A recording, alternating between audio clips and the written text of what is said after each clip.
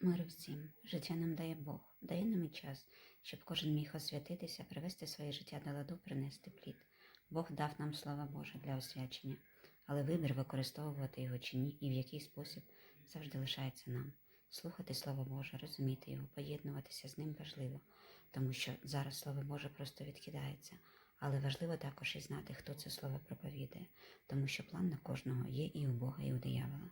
І якщо слухати людей Божих, то поєднуєшся з Богом. Знаєш, що нести хрест – це змиритися і душею, і тілом, служити Богу – це виконувати Його волю.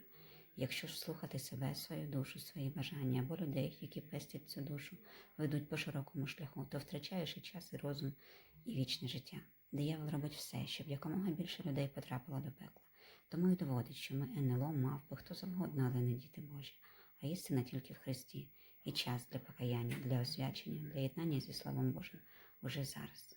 Амінь.